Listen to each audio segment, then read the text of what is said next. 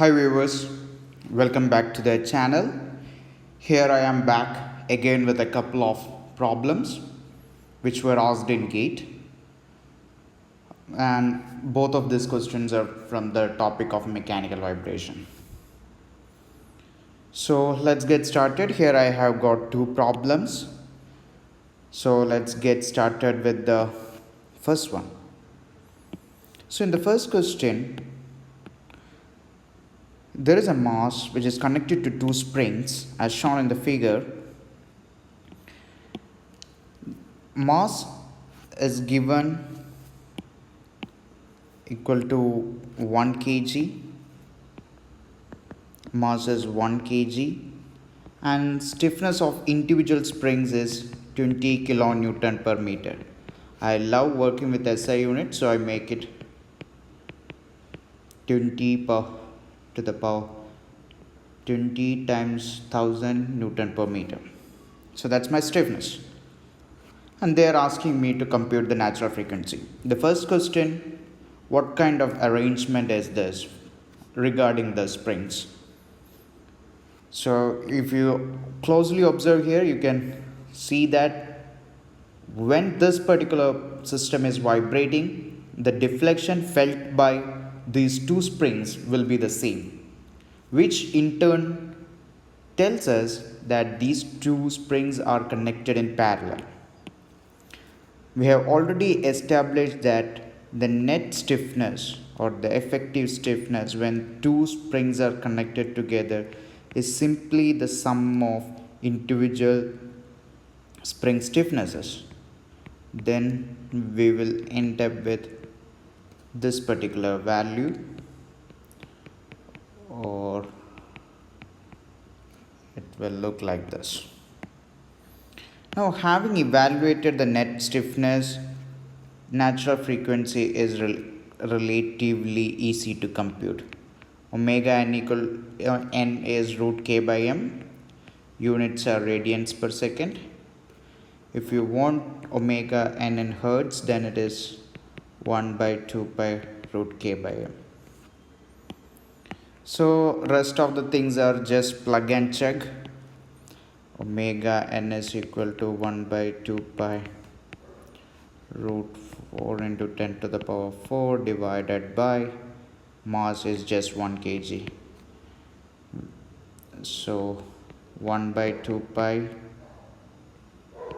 2 into 10 square, this will be around 100 by pi. The unit is hertz. 100 divided by pi will come around 31.83 hertz. So around, you can round off this particular value to 32 hertz. So option A is the right answer. Now moving forward to the next problem, which is really interesting one. They are asking what is the natural frequency of a spring mass system, or in other words, whether the natural frequency of a particular spring mass system will be affected once you take the whole system to moon. Interesting, right? So they have a spring mass system, so it can be thought of as something like this, where you have the spring and the mass. Let's say this is the coordinate system I am defining for this particular system, and k is the stiffness. The natural frequency of this particular system is omega and root k by m. It is quite evident none of these parameters which I have written here, either the stiffness of the spring or the mass, is dependent on where it is sitting. Doesn't matter whether it is on earth or moon, the natural frequency of the spring mass system won't change, because none of these quantities are dependent on the gravity felt by this whole system. But I have another question for you. Now let's say I have a pendulum, simple pendulum. This is in Earth and this is in Moon. The second case is in Moon. Whether the frequencies will be same, so this is in Moon and this is in Earth. Whether this will be the same or not, think on your own and then come back. I hope you have got the answer by now. See, the very well known formula for the time period of a pendulum is given by, wrong color, is given by 2 pi root L by G. See, if you have forgot this particular expression and just want to make sure whether this equation is right or wrong, then just check the dimensions. L is of dimension m and G is of dimensions meter per second square. Right? So when you take the whole root, you are ending up with dimensions of second. So this equation is correct. So this is the expression for time period. From this we can compute what will be the natural frequency. It is omega n equal to G by L. This is in, or I can say 1 by 2 pi G by L, where the units are in hertz. Time periods, this is in seconds, and while natural frequency is G by L. See, for a pendulum, omega n in hertz can be written as root of G by L. Just compare this with the expression of natural frequency for a simple spring mass system.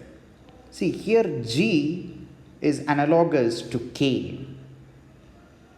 That means when you compare a simple spring mass system with a pendulum, in a spring mass system, the restoring force is the spring force. As this particular mass tries to move in this direction, the spring force is acting against it. So the numerator is telling us how strong is the restoring force. Extending a similar concept to the working principle of a natural pendulum, G should tell us what is the, or it should at least be proportionate to the restoring force. In a simple pendulum, the restoring force is gravity, because when the pendulum deforms, the force that is trying to bring it back to its initial position is this particular force component, which I am highlighting. This particular force component, this is mg sine theta. If this angle is theta, then this component is mg sine theta. That's why in a pendulum case, this particular G is actually representing the restoring force that is coming from gravity. So when you take a pendulum to moon, the G in moon is different from that of the earth. It is almost 1 by 6th what we see in earth. So I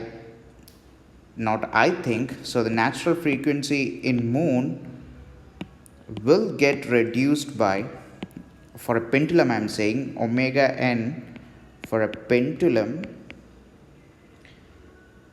in moon will be 1 by root 6 times of the natural frequency of the pendulum in earth. Don't just mug this up.